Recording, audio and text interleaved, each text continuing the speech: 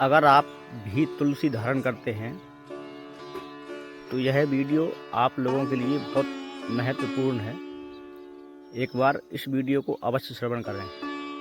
राधे राधे। इसलिए उस देह से तुलसी का स्पर्श हो रहा हो जब उसके प्राण निकले हो तो निश्चित है कि भगवत प्राप्ति हो जाएगी। लेकिन अगर व्यक्ति ने केवल तुलसी पहनी, नियमों का पालन नहीं किया, नियमों का पालन मतलब एक ही नियम है तुलसी जी का, क्या कि तुलसी धारण करने के बाद कंठ से नीचे अपवित्र वस्तु नहीं जानी चाहिए आपके मुख में।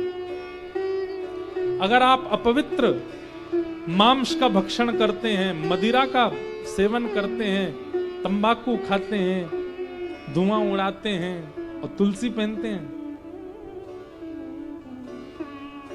तो तुलसी नहीं फिर काष्ठ है। और मृत्यु के बाद में तुलसी का अपमान करने का दंड और मिलेगा। इसलिए एक जगह मुझसे एक व्यक्ति पता क्या बोला, महाराज जी मैं तुलसी पहनता हूं पर मैं कॉलेज में पढ़ता हूं, बच्चों के साथ कभी कभी खाना पीना पड़ता। मैंने कहा हे भाई तू क्यों पहनता है तुलसी? बोले नहीं, जब खाने पीने जाते हैं तुलसी उतार देता हूं। मैंने कहा वाह, उससे क्या होता है? बोले कम से कम कंठ से तुलसी तो नहीं स्पर्श होती। मैंने कहा ये तो वही बात हो गई कि ब्याह में मंगलसूत्र पहना था बहू ने, लेकिन मंगलसूत्र उतारने से ब्याह थोड़ी टूट जाएगा, वो तब भी विवाहिता ही मानी जाएगी। कभी कभी मंगलसूत्र साइड रखने से क्या वो उसका ये समझ लें कि अब उसका ब्याह नहीं है, ब्याह तो हो गया। अब चाहे मंगलसूत्र धारण करे चाहे नहीं, एक बार कंठी अगर गले में पहन ली तो मतलब आप वैष्णव हो। उसके बाद आपकी खान पान की शुद्धता अगर नहीं है, दंड तो मिलेगा। इसलिए तब तक तुलसी जी मत पहनिए जब तक आप अपने चित्त पर ये भरोसा ना कर लें कि हाँ हम अपने भोजन और भजन और पान को शुद्ध कर सकते हैं। विशेष रूप से तो मांस सेवन करने वाले और मदिरा पीने वाले, तंबाकू सेवन करने वाले, इन लोगों से तो हमारी प्रार्थना है बिल्कुल मत पहन लेना। और जब पहनो तो सबको विष के मात्र त्याग देना, विष के समान त्याग देना। तो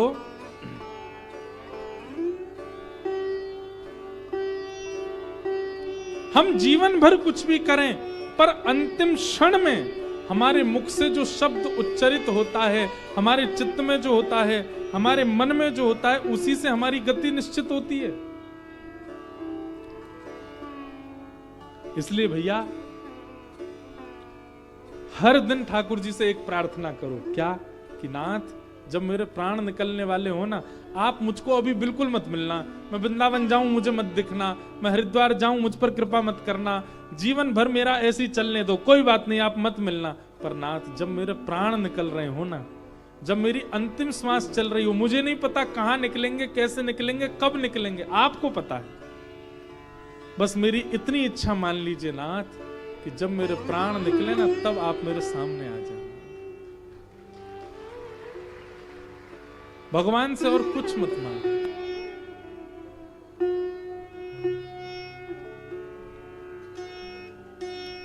भक्तमाल जी के कथा में एक प्रसंग ऐसा भक्तमाल जी के विषय में सुनाया जाता है कि अगर अंतिम श्वास निकल रही हो और उस समय भागवत जी, रामचरितमानस या इस प्रकार के वैदिक ग्रंथ या भक्तमाल जी अगर हमारी छाती पर रखी हो, या इनका दर्शन हमको हो रहा हो, भागवत जी की पोथी रखी है, हम उसको देखते देखते प्राण त्याग दें, तो भी भगवत धाम की प्राप्ति। तो भक्तमाल जी के विषय में आता है कि एक सेठ जी ने क्या किया। अब भागवत जी आदि ग्रंथ ये तो बड़े पवित्र हैं, इनको हमेशा धारण करना उचित नहीं। उन्होंने क्या किया, भक्तमाल जी की छोटी छोटी लिपियों की छोटे छोटे ग्रंथ बनवाए और उन छोटे छोटे ग्रंथों को तुलसी जी में मढ़वा करके, तुलसी जी के अंदर पधरवा करके और गले में धारण कर लिया। अब बोले अब चाहे जब प्राण निकले भक्तमाल जी हृदय से लगी रहेंगी। और वही हुआ, जैसे ही उनके प्राण निकले तो भक्तमाल जी हृदय पर ही थी। जैसे ही प्राण निकलने लगे तो भक्तमाल जी में जितने भक्त हैं, प्रहलाद जी, ध्रुव जी, नारद जी, हितरवंश महाप्रभु, गोपाल भट्ट गोस्वामी, श्री स्वामी हरदास जी महाराज, आदि आदि जितने भी भक्त हैं वो सब भक्त प्रकट हो गए और प्रकट होकर के उस दिव्य चेतना को अपने साथ भगवत धाम को लेके चले गए। इसलिए हमारे वृंदावन में आप जाओगे तो आपको कई सारे संत दिखेंगे, मोटी मोटी तुलसी की माला और यहाँ बीच में लिखा होगा सीताराम, राधे श्याम, बड़े बड़े। उनके भीतर भक्तमाल जी हैं, उनको सदा चित्त से लगा के रखते हैं। कब प्राण निकल जाए क्या पता। इसलिए भैया तुलसी जी धारण करो, तिलक धारण करो, पर उनके नियमानुसार धारण करो। और नियम एक ही है कि फिर शुद्ध रहो, पवित्र रहो, बस। तो अब कई लोग ये भी बोलते हैं कि महाराज जी कभी कभी हम अपवित्र स्थान पर जाते हैं, शौचाचार निवृत्त होने तब उतार दें। नहीं, वह एक शारीरिक क्रिया है, उसमें आपका कोई दोष नहीं है। वो शारीरिक क्रिया, ऐसे तो घर में भी तो झाड़ू लगाते हैं, उसको भी साफ करते हैं हम। ठीक वैसे ही तन जो है, तन के भीतर भगवान रहते हैं। तन भी एक स्थान है भगवान का, तन भी देवालय है। उस तन को हम साफ मात्र कर रहे हैं। उस समय ये भावना नहीं रखनी कि हमको उसका त्याग, वो एक शारीरिक धर्म है। शौचाचार एक प्रकार से अपवित्र स्थिति है, हम उसके बाद स्नान करते हैं, शुद्ध करते हैं स्वयं को, परंतु वह शरीर का धर्म भी है। वो करना आवश्यक है। इसलिए उस स्थिति में ये विचार ना करें कि वो अपवित्र स्थिति हम तुलसी उतार देंगे। गोपियों ने तुलसी के लिए 2 शब्द कहे, कच्चित तुलसी कल्याणी गोविंद चरण प्रिय सहत्वालि कुलैर्बिभ्रत दृष्टस्तेति प्रियोच्युता। कल्याणी कहा और गोविंद चरण प्रिया कहा। जीव मात्र का कल्याण करने की सामर्थ्य तुलसी में है और ये गोविंद चरण प्रिया है, इसलिए गोविंद चरण प्रिय ही ये जीव को बना देती है। या दृष्टा निखिलाघ संघ समनी, तुलसी दर्शन मात्र से संपूर्ण पाप राशि को समाप्त कर देती है। स्पृष्टा बपुष्पावनी, तुलसी स्पर्श से पवित्र शरीर को पवित्र कर देती है। इस शरीर को चाहे जितना धोया मांजा जाए, प्रक्षालित किया जाए, ये शुद्ध नहीं होता। मलमूत्र पर ही टिका है। पूरा मलमूत्र निकल जाएगा तो मर जाएगा। हर छिद्र से मल निकल रहा है, कहां तक शुद्ध करोगे? ऐसी स्थिति में शरीर भगवत सेवा के योग्य कैसे बने? उसके लिए जब व्यक्ति तुलसी धारण करता है तो उसका शरीर भगवत सेवा के योग्य हो जाता है। स्पृष्टा बपुष्पावनी। दक्षिण भारत में श्री रामानुज संप्रदाय के जो स्थान हैं, मठ मंदिर हैं, दिव्य देश हैं, उनमें वहां के जो अर्चकगण हैं वे निरंतर तुलसी धारण नहीं करते, लेकिन भगवत पूजा के समय तुलसी अवश्य धारण करते हैं। तो हमने एक बार पूछा तो उन्होंने कहा बिना तुलसी धारण के भगवत विग्रह का स्पर्श निषिद्ध है। वृंदावन के रंग मंदिर के एक दाक्षिणात्य विद्वान से पूछा तो उन्होंने तो यहाँ तक कहा कि बिना तुलसी के भगवत विग्रह का स्पर्श करने पर विग्रह को खंडित करने का दोष लगता है। भगवान स्पर्श सहन नहीं करते। स्पृष्टा बपुष्पावनी, स्पर्श से शरीर को पवित्र कर देती है। जो तुलसी को नित्य प्रणाम करते हैं श्रद्धा पूर्वक, माताएं पंचांग प्रणाम करें, पुरुष वर्ग साष्टांग प्रणाम करें। श्रद्धा पूर्वक नित्य तुलसी को प्रणाम करने वाले के शरीर में महारोग नहीं होते, असाध्य रोग पैदा नहीं होते। विशेष बात या दृष्टा निखिलाग संग समने स्पृष्टा वपुष्पावनी रोगाणाम अभिवंदिता निरसनी सिक्तांत कत्रासनी। जो तुलसी जी में जल सींचने लग जाता है उससे यमराज भयभीत हो जाते हैं। यमराज फिर उसकी ओर देखते नहीं हैं। अरे ये तो बड़ा पापी था, लेकिन अब उसने तुलसी में रोज जल चढ़ाना शुरू कर दिया।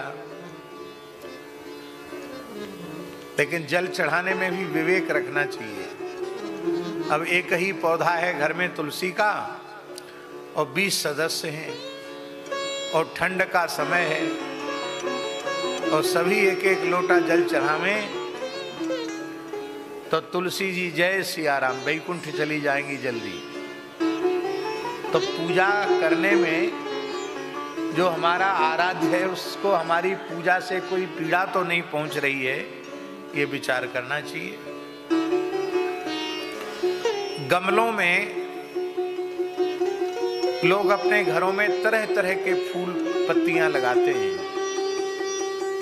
वो केवल सजावट के हैं। उनमें न खुशबू आती है, केवल सजावट हो जाती है। उससे कोई वातावरण में सात्विकता नहीं आती है। लेकिन अधिक से अधिक यदि तुलसी के पौधे लगाए जाएं तो पूरा वातावरण सात्विक नहीं गुणातीत हो जाएगा, चिन्मय हो जाएगा। तुलसी के बीच में बैठकर भजन करो, देखो कितने शीघ्र भगवान में वृत्ति समर्पित हो जाती है। हम इनके यहाँ जालान जी के घर गए, इनके यहाँ तुलसी जितने हमारे शरीर की लंबाई इतनी ऊंची ऊंची तुलसी, 5.5-6 फीट ऊंची तक तुलसी देख करके मन बहुत प्रसन्न हो गया। तुलसी खूब लगाओ, छत पर लगाओ, छज्जों पर लगाओ, गमलों में लगाओ। तुलसी जिस घर में चारों ओर होगी उसमें कोई आदि व्याधि नहीं आएगी, कोई भूत प्रेत आदि का प्रवेश नहीं। अशुद्ध माने क्या कहते हैं आजकल की भाषा में कहते हैं नेगेटिव ऊर्जा, वो प्रवेश नहीं करेगी। सकारात्मक ऊर्जा ही भीतर प्रवेश करेगी। वास्तु दोष भी दूर हो जाता है, ये बढ़िया बात बताई। नहीं तो लोग वास्तु वाले तो बने बनाए मकान को तोड़वा देते हैं, यहां से तोड़ दो वहां से तोड़ दो। तो राम जी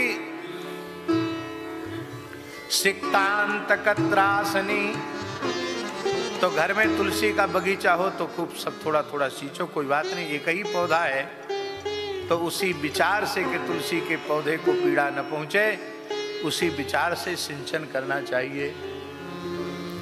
प्रत्यासत्ति विधायिनी भगवत कृष्णस्य सन्नोपिता न्यस्ता तच्चरणे विमुक्ति फलदा तस्यै तुलस्यै नमः।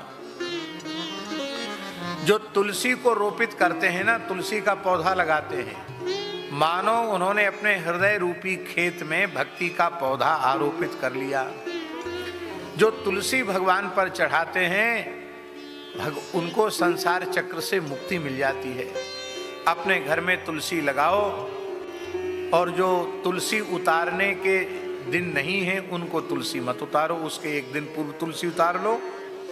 निषिद्ध तिथियों में एक तिथि के पहले तुलसी उतार लो, और घर के ठाकुर जी को तुलसी चढ़ाओ। कृष्णाय वासुदेवाय हरे परमात्मने प्रणतः क्लेशनाशाय गोविंदाय नमो नमः।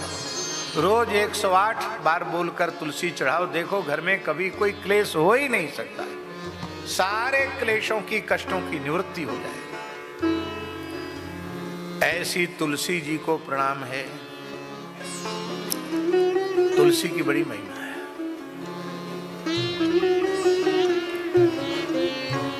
आप लोगों ने कोहिनूर हीरा देखा है?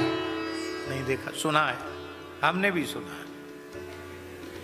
सुनते हैं लंदन में अंग्रेज ले गए थे, आपने देखा है?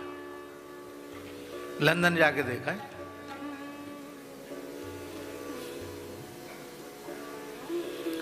कोहिनूर का बाप भी गले में लटका लोगे, 1.25 किलो कोहिनूर मिल जाए, 1.25 किलो का, वो गले में लटका लो तो भी तुम्हारा कल्याण नहीं होगा। और एक तुलसी का दाना कंठ में मृत्यु के समय है तो तुम्हारे सदगति की पक्की गारंटी। इसलिए सौभाग्यवती माताओं को भी तुलसी धारण करना चाहिए, सबको धारण करना चाहिए। अब तो माताओं ने मंगलसूत्र धारण करना भी, क्योंकि मंगल की उन्हें आवश्यकता ही नहीं। मंगलसूत्र उतारने की वस्तु नहीं, उतारा नहीं जाता। मंगलसूत्र धारण करने के बाद फिर सतत धार्य होता है, वह उनके सौभाग्य का चिन्ह होता है। और माताएं प्रार्थना करती हैं कि हम मंगलसूत्र धारण करके ही अपने देह का त्याग करें, हमें मंगलसूत्र उतारना न पड़े। ये नारी का सौभाग्य है। इसलिए मंगलसूत्र जैसे सौभाग्यवती माताओं को धारण करना चाहिए, ऐसे ही तुलसी सतत धारण करनी चाहिए। मान लो ऐसा लगता है कि लोग मर्यादा में तुलसी कंठी पहने के, वैसे को कोई क्या कहेगा। आजकल सब अपने मनमाने चल रहे हैं, कौन किसको टोक रहा है, रोक रहा है। मान लो कथनचित हो कि भाई घर में लोग परेशान करते हैं, अरे तुमने तुलसी क्यों पहन लिया, तो आप सोने में उसको मंडित करा के पहन लो। चलो लोग टोका टोकी से बचने के लिए उसको आभूषण के रूप में धारण कर लो, लेकिन तुलसी अवश्य धारण करो। मनुष्य मात्र को तुलसी धारण करनी चाहिए। बस तुलसी की मर्यादा इतनी ही है, तुलसी खाने वाले को अशुद्ध वस्तु खाना पीना नहीं चाहिए। ये तो बहुत अच्छी बात है। हम तुलसी धारण करने से अशुद्ध खाने पीने की वस्तु से बच जाएं तो इससे कितनी अच्छी बात है। कलकत्ते में एक बंगाली के यहाँ हमने देखा, बंगाली भक्त के यहाँ, कि उनके घर में सब लोग स्नान करके खूंटी पर तुलसी की कंठी लटकी रहती है और सब अपनी अपनी कंठी पहन करके थोड़ी देर माला फेरते हैं और माला फेरने के बाद फिर कंठी गले से उतार करके फिर लटका देते हैं खूंटी पर। हमने कहा तुम लोग हमेशा तुलसी क्यों धारण नहीं करते? गुरुजी बोल दिया ना, तुलसी पहन के निगुड़ा नहीं खाता है, तो हम कैसे खाएगा? हम तो बाजार में खाएगा, सब जगह खाएगा, कैसे कैसे होगा? घर में निगुड़ा खाएगा, बाहर खाएगा, इसलिए तुलसी को उतार देता है। ये चतुराई भी नहीं करनी चाहिए कि जब हम भजन करें तो तुलसी पहन लें और ऊट पटांग चीज खानी पीनी हो तो तुलसी उतार के धर दें। ये चतुराई ठीक नहीं है। उत्तम वस्तु सात्विक आहार, शुद्ध आहार ही ग्रहण करना जो भगवान को भोग लग सके, यही तुलसी की मर्यादा, और कोई मर्यादा नहीं तुलसी की। इतनी मर्यादा तुलसी की रखनी चाहिए। बहुत से लोग कहते हैं हम रुद्राक्ष धारण करते हैं, हमें तुलसी पहननी चाहिए कि नहीं? बहुत से तुलसी धारण करने वाले पूछते हैं कि हम तुलसी पहनते हैं और हमारी रुद्राक्ष पहनने की भी श्रद्धा है, तो हमें रुद्राक्ष पहनना चाहिए कि नहीं? देखो, सांप्रदायिक कट्टरता की बात तो अपने स्थान पर है, उससे हमारा कोई लेना देना नहीं है। पर शास्त्रीय सिद्धांत की बात हम बतावें तो तुलसी रुद्राक्ष दोनों ही धार्य हैं। और हमने आज तक किसी ग्रंथ में नहीं पढ़ा कि रुद्राक्ष धारण करने वाले को तुलसी धारण नहीं करनी चाहिए और तुलसी धारण करने वाले को रुद्राक्ष धारण नहीं करना चाहिए। कहीं हमने नहीं पढ़ा। हाँ, ये जरूर पढ़ा। क्या पढ़ा? पद्म पुराण का श्लोक, ये कंठ लग्न तुलसी, ये कंठ लग्न तुलसी, नलिनाक्ष माला, ये वही ललाट पटले, लसदूर्ध्व पुंड्रा, ये बाहुल परिचिन्हित शंख चक्रास्ते वैष्णवा भुवन मासु पवित्रयन्ति। आहा, क्या कहें।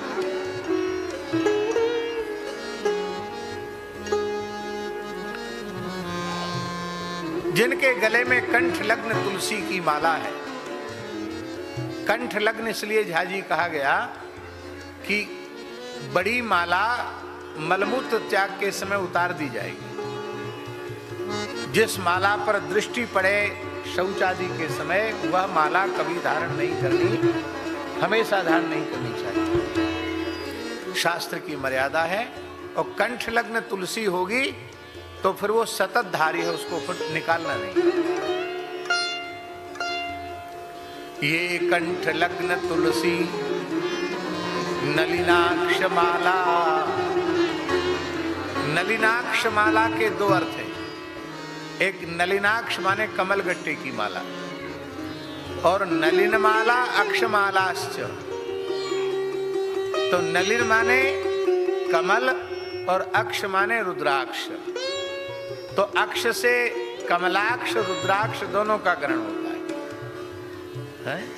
ये वही ललाट पटले लशदूर्ध पुंड्रा, जिनके ललाट पटल पर ऊर्ध्व पुंड्र है और जिनके बाहुमूल में शंख चक्र धनुर्वाण आदि की मुद्राएं हैं, वे वैष्णव अपने को ही पवित्र नहीं करते हैं। ते वैष्णवा भुवन मासु पवित्रयन्ति, पूरे भुवन कोश ब्रह्मांड को पवित्र करते थे। ठाकुर श्री विजय कृष्ण गोस्वामी जी महाराज जटिया बाबा महाराज श्री अद्वैत प्रभु की परंपरा में प्रकट हुए थे। गौड़ी परंपरा में वे दीक्षित थे और वे तुलसी माला तो पहनते ही थे जटिया बाबा, रुद्राक्ष माला भी पहनते थे, कमल गट्टे की माला भी पहनते थे। आपने छवि देखी होगी जटिया बाबा की, बड़ा दिव्य स्वरूप था, महान सिद्ध पुरुष थे, जीवन मुक्त भगवत प्राप्त भगवत स्वरूप महापुरुष थे। लोगों ने तो उनका सचल जगन्नाथ के रूप में अनुभव किया। अद्भुत महापुरुष थे। तो वो धारण करते थे तुलसी, रुद्राक्ष, कमलाक्ष, काषाय वस्त्र धारण करते थे। तो वो जमाना था, 100-150 साल पुरानी बात होगी। उस समय कुंभ में उनके ऊपर बड़ा आक्षेप उठा, ये गलत करते हैं, मनमाना करते हैं। तो साधुओं की पंचायत में उनको बुलाया गया। तो उन्होंने यही श्लोक बोला जो आज हमने बोला है। बोले आप लोग पंडित लोग हो, अर्थ करो इसका। किस ग्रंथ में निषेध लिखा है? कोई उत्तर नहीं दे पाया। इसलिए हम इसलिए निवेदन कर रहे हैं कि रुद्राक्ष धारण करने वाले भी तुलसी धारण करें तो निषेध नहीं है, तुलसी धारण करने वाले रुद्राक्ष धारण करें तो निषेध नहीं है। पूज्यपाद स्वामी श्री करपात्री जी महाराज तुलसी भी धारण करते थे, रुद्राक्ष भी धारण करते थे।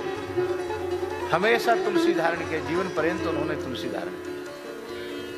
कहते थे तुलसी की महिमा है शास्त्रों में, धारण किया। 12 सालग्राम जी की सेवा करते थे, नित्य सहस्त्रार्चन तुलसी से करते थे। प्रत्येक एकादशी करपात्री जी महाराज निर्जल करते थे। बोलो भक्तवत्सल भगवान की जय। तो ये है, तुलसी के संबंध में लिखा है, स्नान के समय तुलसी का एक दाना भी कंठ में है और व्यक्ति स्नान करता है तो तुलसी का स्पर्श करके जल जब शरीर पर पड़ता है तो धरती के समस्त तीर्थों में स्नान का पुण्य प्राप्त हो जाता है। स्नान काले तु यस्यांगे दृश्यते तुलसी शुभा सर्व तीर्थेषु स्नातम भवति तेन न संशय। संपूर्ण तीर्थों में स्नान हो जाता है। तुलसी धारण करने वाला भगवत प्रसाद पाने के लिए बैठता है। भोजन करने बैठता है तो लिखा है सिखते सिखते लभते बाज मेधि फलम मुने, एक एक अन्न के कण पर उसको अश्वमेध यज्ञ का पुण्य प्राप्त होता है। कितनी महिमा है तुलसी की। तुलसी की सूखी लकड़ी को चंदन के जैसे घिसकर जो भगवान के श्रीअंग में अर्पित करता है उसे हरि चंदन कहते हैं। उससे भगवान अत्यंत प्रसन्न होते हैं, भगवान तृप्त होते हैं, प्रसन्न होते हैं और अपने नित्य धाम में उस जीव को अपना आलिंगन प्रदान करते हैं। उसे हरिचंदन कहा गया पुराणों में। सर्वांगे हरिचंदनम सुललितम कंठे च मुक्तावली। हरिचंदन, तुलसी काष्ठ से घिसा हुआ चंदन हरिचंदन।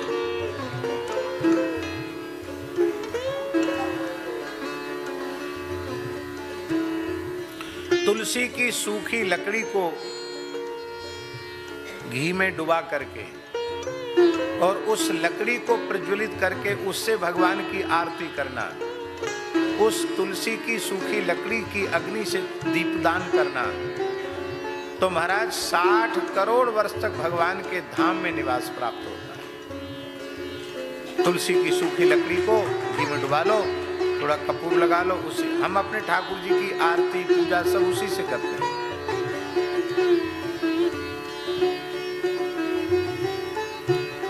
तुलसी की लकड़ी अधिक मात्रा में सूखी लकड़ी उपलब्ध हो जाए और अत्यंत पवित्रता से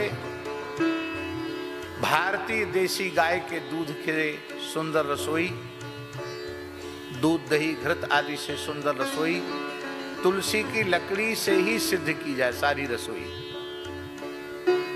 भगवान नाम का उच्चारण करते हुए संपूर्ण रसोई तुलसी की लकड़ी से ही बनाई जाए और फिर भगवान को अत्यंत प्रेम पूर्वक भोग लगाया जाए, तो उससे भगवान को 1000 वर्षों की तृप्ति हो जाती है।